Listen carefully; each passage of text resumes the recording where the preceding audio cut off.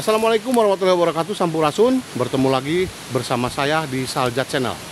Untuk video kali ini saya akan menemui sepasang suami istri yang konon katanya beliau itu lulusan dari Universitas Indonesia, yaitu UPI. Dan menurut warga beliau itu tinggal di salah satu lembah di mana jauh dari pemukiman warga.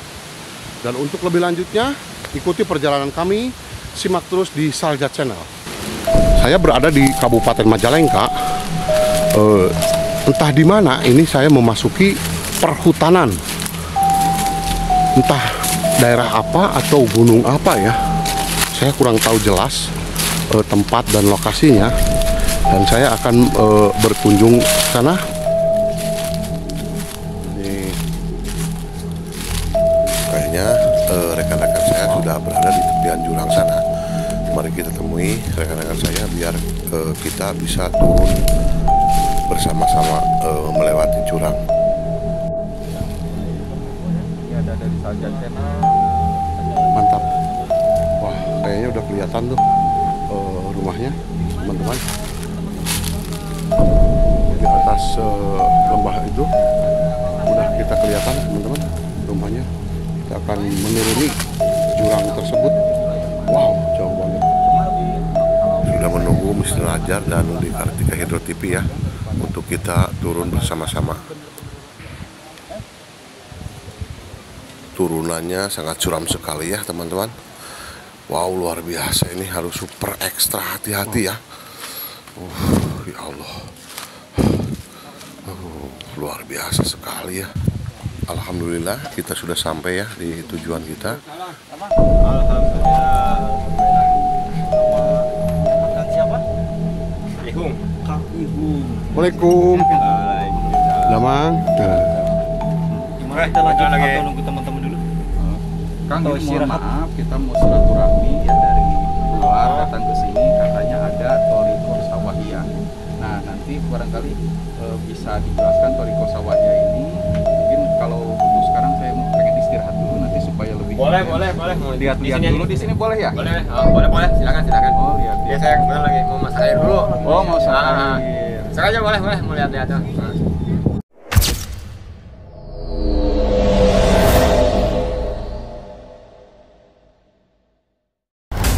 Di mana ya teh? Kang? Di kota, Kang.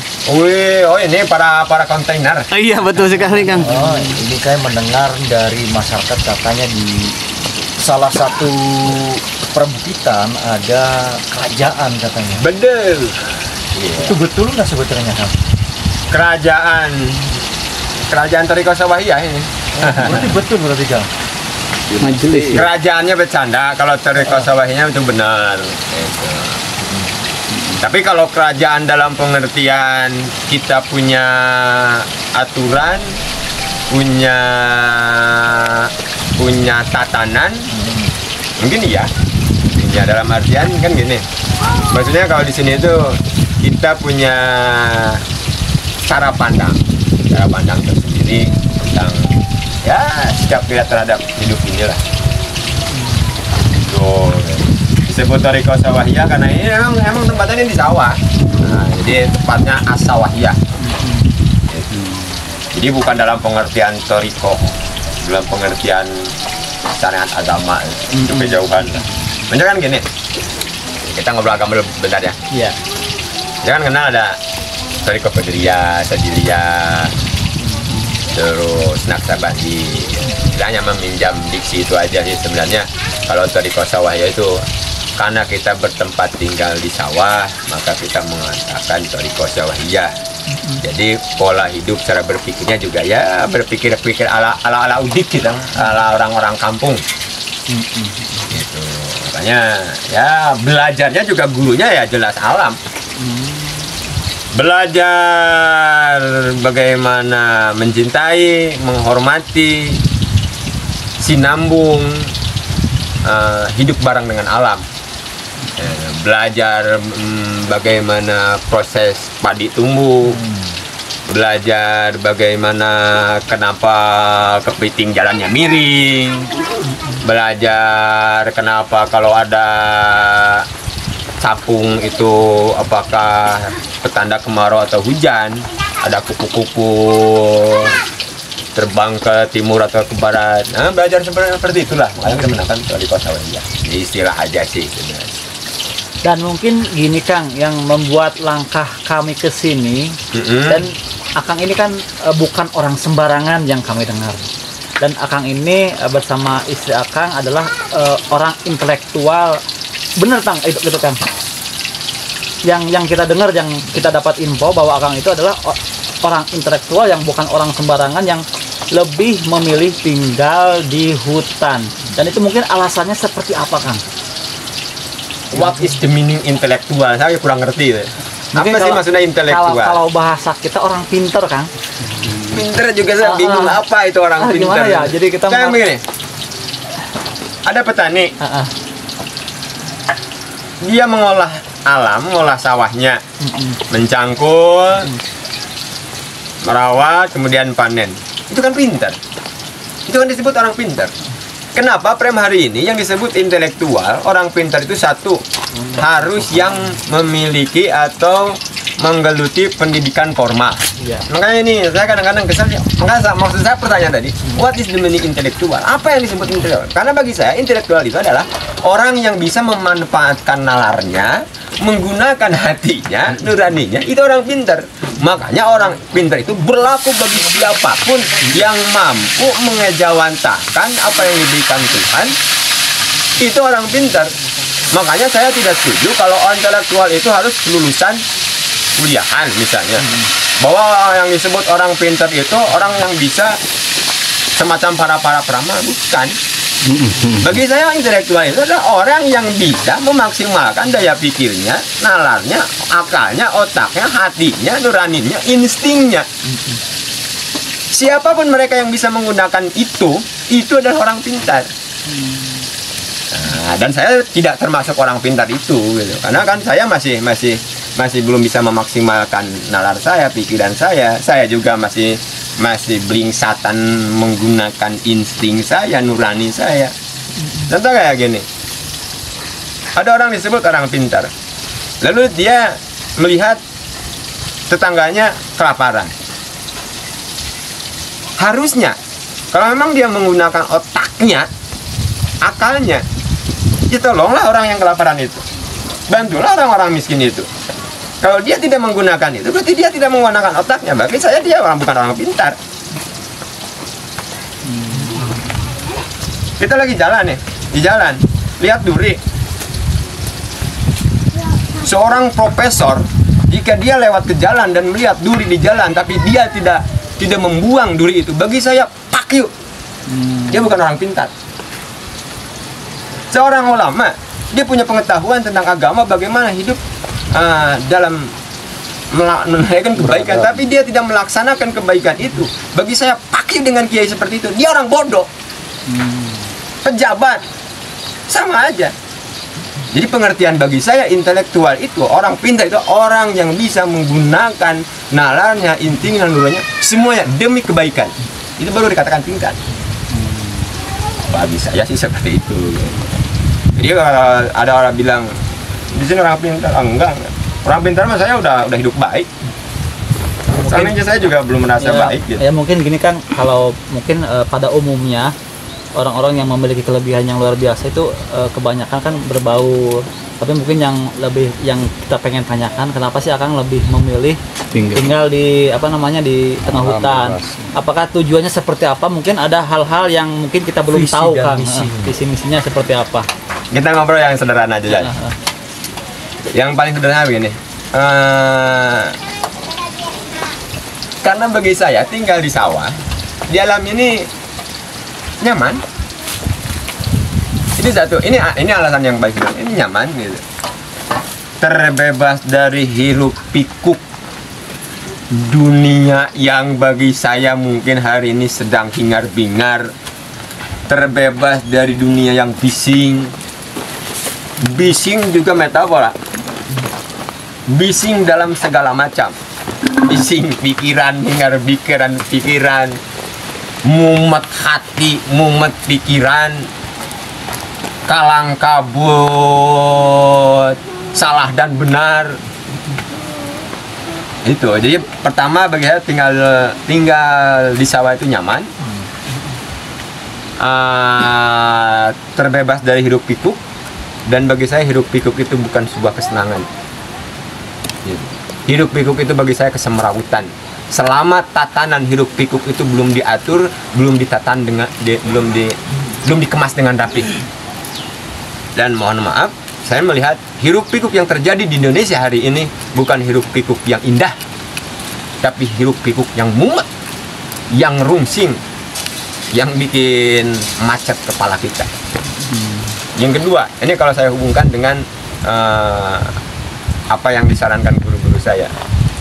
Karena hiruk pikuk itu, lalu kita kehilangan saat, kehilangan momen untuk sedikit merenung. Dan merenung itu dalam bahasa agamanya kan tapakur. Karena kita terbiasa di dalam hiruk pikuk, kapan kita sekali-kali semedi, sekali-sekali bertapa, sekali-sekali berzikir, merenung, bertapakur. Nah, menyepikan diri itu ujrah kalau kata para kiai. Kali-kali ujrah lah. Ujrah itu maksudnya mengosongkan diri, menyerap energi-energi yang jernih dulu gitu. Maksudnya gitu. Jadi bagi saya ya alasan yang paling sederhana ini nyaman gitu. Saya bisa introspeksi. Bisa introspeksi. Yang kedua ya secara ini juga kan ya alhamdulillah lah kalau tinggal di sawah gini kan minimal polusinya tidak sebanyak atau tidak seberat yang terjadi di luar sana. Ya paling polusi di sini ya ini nih asap kayu bakar nih. Ini juga kalau mau dikatakan polusi apa sih? Polusinya apa di sini? Tidak seberapa begitu ya Tidak kalau itu asap. Dan memang sudah ada sejak dulu kalau asap dari hawu kan, atau makanya kalau asap saya tidak setuju dikatakan polisi gitu ya. polusi Bang. Nah, itu dia sangat tradisional sekali menggunakan songsong untuk menyalakan api. Dan ini sudah jarang terjadi di masyarakat umum pada umumnya di luaran sana ya. Sudah modern lah. Kalau ini memadukan masih ada seni-seni tradisional seperti zaman dahulu. Ada nih yang modernnya ada. Modernnya ada. Jadi mempertahankan yang tradisional dan tidak ketinggalan dengan yang modern gitu. Jadi gini ya, ini juga yang harus kita pahami bahwa misalnya ini juga ngapain sih saya susah-susah gitu. Konsepnya bukan saya tidak ingin, ya itu kan modern juga ada. Tapi maksudnya gini, ini saya ingin mengajak siapapun di luar sana, ketika loh kalau memang masih ada kayu bakar ngapain susah-susah harus mikirin gas gitu, maksud saya itu gitu. Jadi saya tidak anti kompor, tidak. Cuma maksudnya ya kalau ini masih bisa dibakar dan proses pembakaran ini juga bisa bermanfaat, ribet amat sih gitu. Ya kecuali kalau di sini di sawahnya sudah tidak ada kayu bakar, ya mungkin saya juga mikir nyari apa penggantinya gitu. Maksudnya gitu. Jadi konsep dari hawu ini, saya ingin mengajak siapapun gitu. Mari kita memaksimalkan, memanfaatkan sesuatu di sekeliling kita. Ketika itu masih bernilai, masih punya manfaat, ya manfaatkan. Nah justru pertanyaan bagi saya itu, saya aneh gitu. Kalau ada orang kampung yang masih ada kayu bakar, tiba-tiba harus digelisahkan oleh tidak adanya gas, kehabisan gas gitu. Kehabisan, itu kan bagi saya itu. Nah itu yang saya bilang, nah itu baru tidak intelektual, baru itu bukan orang pinter gitu. Maksudnya gitu. Selama ini masih ada. Kayak misalnya itu ada daun singkong.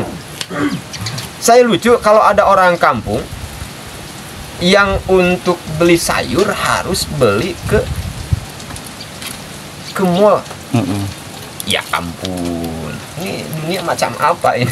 Maunya gitu. Enggak intelek. Nilai, maksudnya gini, untuk sisi ekonomi juga kan membantu gitu. Ngapain sih harus ngelain uang buat beli sayur yang padahal ada di sekeliling kita, itu di Pematang juga banyak gitu. Kayak gitu. Jadi kalau orang gunung beli garam masih masuk akal bagi saya itu. Ikan asin mungkin masih masuk akal. Itu kalau kayak sayuran apa gitu. Atau misalnya orang kampung harus gelisah memikirkan enggak kebeli roti kan boleh bilang goblok nggak saya di sini?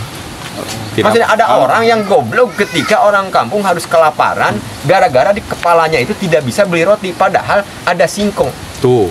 Maksudnya gitu. Padahal di belakang rumahnya ada ubi. Ini kepala macam apa sih yang harus gelisah tiba-tiba karena roti naik, telur naik.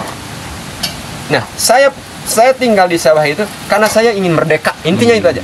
Luar biasa. Saya ingin merdeka dari penjajahan yang seharusnya tidak menjajah kepala kita. Makanya alhamdulillah hari ini saya tidak peduli mau gas naik, LPG naik, tidak peduli, terserah. Karena saya punya kayu bakar. Luar biasa ya. Di Indonesia tidak ada pabrik roti, pakai terserah bagi saya itu. Karena saya punya singkong. Maksudnya kayak gitu. Ini pakai juga, saya tidak memarahi personal, bukan. Pakai terhadap zaman gitu. Dan itu yang menjadi masalah hari ini di bangsa kita kan. Ketergantungan ya. Ketergantungan akhirnya. Saya sedang ngebayangin kalau kita kembali ke zaman Urdu. Ini mah contoh aja gitu ya. Kayaknya orang Baduy tidak pusing karena nggak ada pertalit ya. Masih ada hidup. Udah usianya udah lama lagi. Pernah nggak mendengar orang Baduy pusing karena kehabisan kuota? Kan itu mau kita kan. Nah, akhirnya saya ingin merdeka seperti itu. Terus, apakah terus Anda anti atau melarang modernisme? Tidak, silakan. Selama Anda menikmati silakan. Cuma seandainya itu tidak ada hari ini, kita juga harus punya solusi lain. Dan itu bukan kewajiban. Enggak haram kita, enggak. Saya itu perasaan enggak haram kalau ini kompor gasnya habis, kemudian pakai kayu bakar, enggak haram. Boleh saja. Boleh saja kok. Nah gini Kang, itu yang kami lihat, Akang itu kan kayak hidup santai, rileks. Dan mungkin pertanyaannya, apa sih Akang arti dari kebahagiaan menurut Akang? Ada dua soal. Ini maaf saya ngekat aja ya. Satu, jadi bagi saya salah satu konsep kebahagiaan itu adalah merdeka, itu satu. Ini pas nih momennya 17 Agustus. Ini bulan Agustus gitu. Iya. Merdeka akan membuat kita bahagia secara psikologis. Karena apa? Kata si Akang tadi, kita tidak tergantung. Yang menentukan itu kita, bukan siapapun yang kita gantungi. Selama kita masih menggantungkan diri, artinya ada satu sisi psikologis yang membuat kita tertekan. Jadi salah satu kebahagiaan itu satunya merdeka. Merdeka jiwa, nanti panjangannya merdeka jiwa, merdeka pikiran dan sebagainya. Hari ini kenapa kita kekurangan bahagia? Jadi kalau saya memprediksi kayaknya Indonesia peringkat berapa gitu ya di kebahagiaan dunia itu ya. Ya ke 100 lebih kayaknya ya. Karena kepala kita, hidup kita udah tergantung. Mending kalau tergantungnya kepada Tuhan yang Maha Kuasa. Nah, ini kan ketergantungan kepada benda, kepada makhluk yang lebih rendah daripada kita sendiri. Masa ada manusia tergantung kepada HP, itu kan goblok. Bagi saya itu goblok. Ada manusia hidup kebahagiaannya tergantung kepada kompor gas, itu goblok. Ini nggak kasar kan saya bilang goblok kan? Itu kata sifat itu. Ada manusia kebahagiaannya tergantung kepada ATM. Dari mana ya? Enggak ada rumus yang mengatakan kebahagiaan manusia terletak kepada penuh dan kosongnya ATM. Tidak ada. Itu hanya pikiran-pikiran yang menjebak pikiran kita. Tuh, jadi masuk kepada tadi pertanyaan bahagia. Nah, termasuk ini yang ingin saya sampaikan. Bagi saya, bahagia itu kan sebuah kata sifat. Nah, pertanyaannya, kita mencari bahagia yang kata sifat, tapi yang dicarinya adalah benda, wujud. Sifat harus dicari dengan sifat, benda harus dari benda. Ingin bahagia kalau punya duit itu kan benda, nggak nyambung benda dengan sifat. Jadi kalau ingin mencari kebahagiaan, sifat carilah dengan sifat lagi. Sifat maksudnya ke rasa. Maka orang banyak suka terjebak mencari kebahagiaan dengan benda. Benda perantara bos. Jadi kalau ingin nyari kebahagiaan, maksudnya ke rasa. Dan rasa itu tidak terbatas oleh ruang dan waktu. Wah, luar biasa.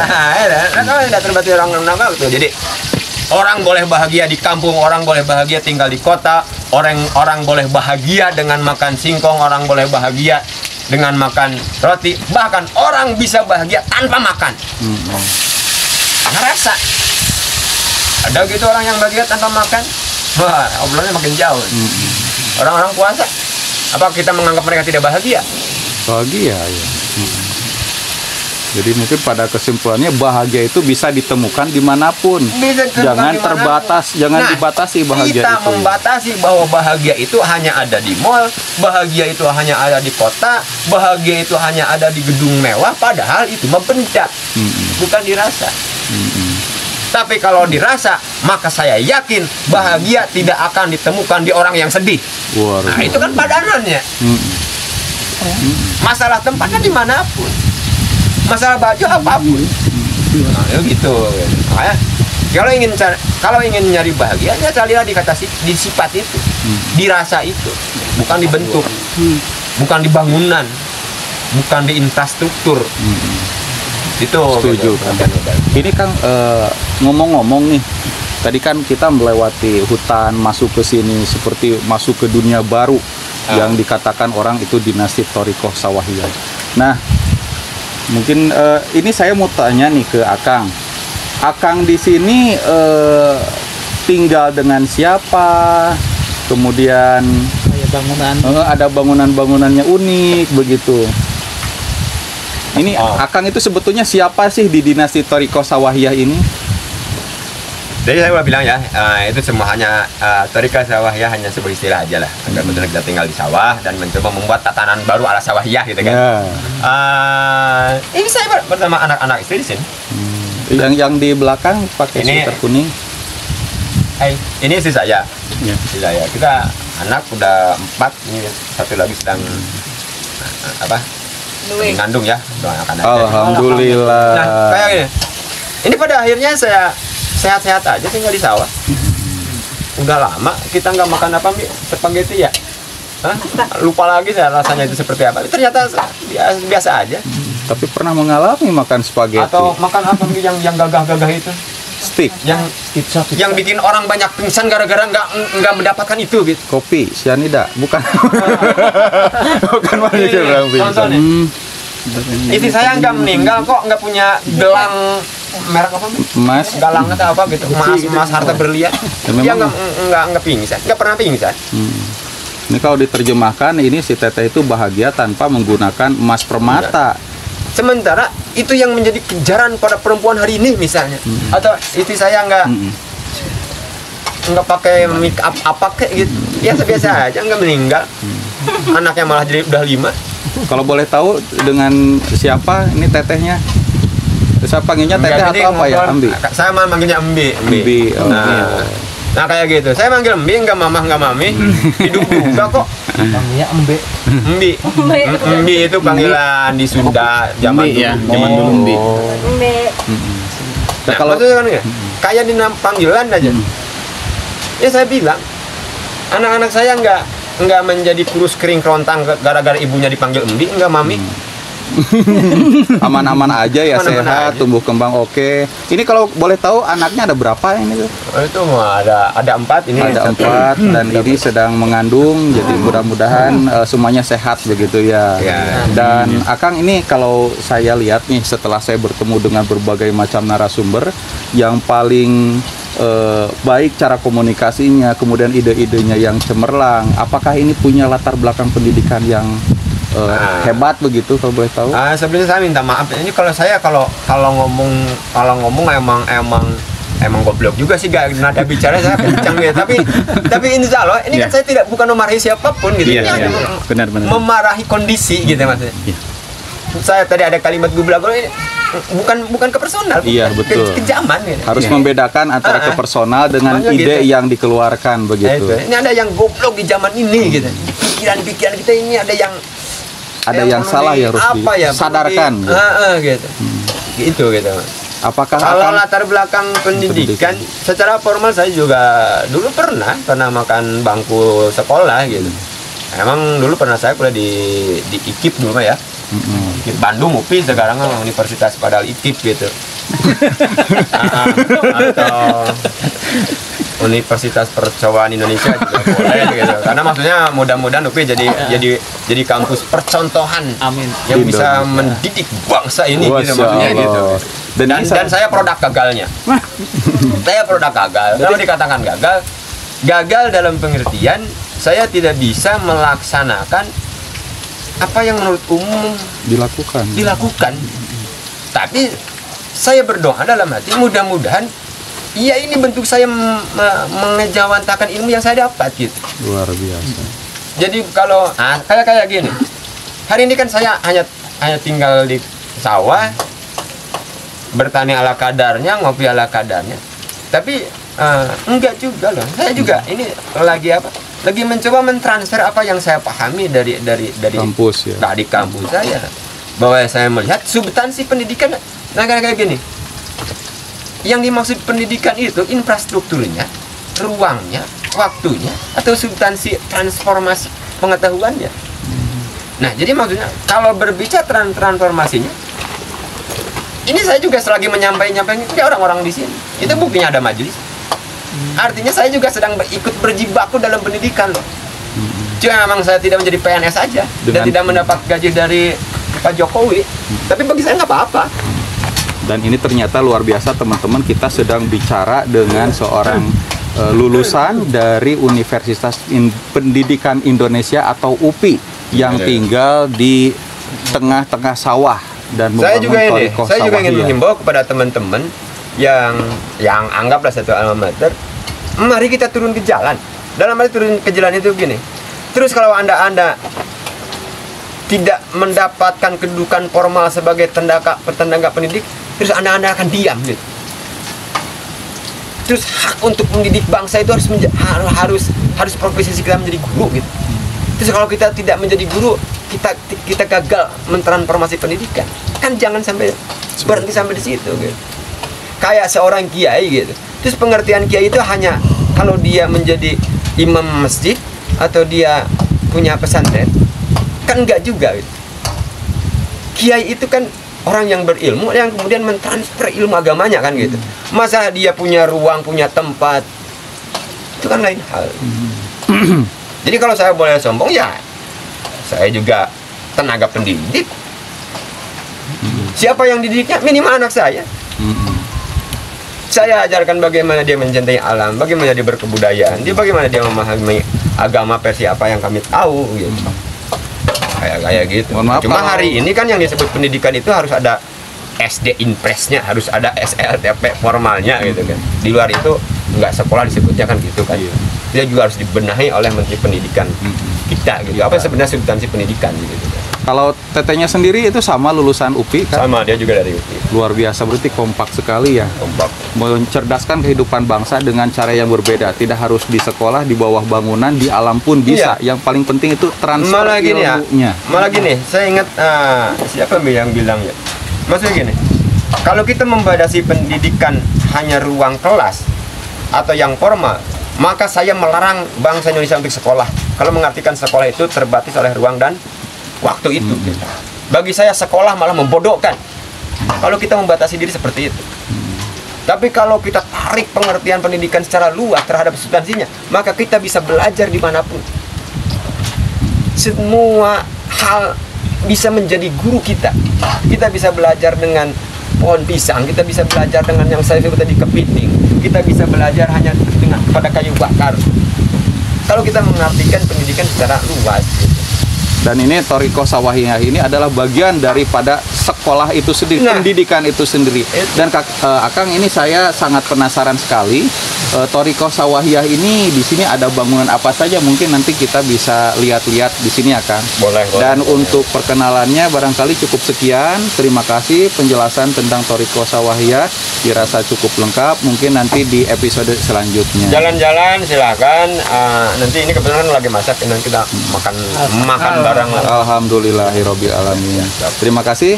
Assalamualaikum warahmatullahi wabarakatuh. Waalaikumsalam warahmatullahi wabarakatuh.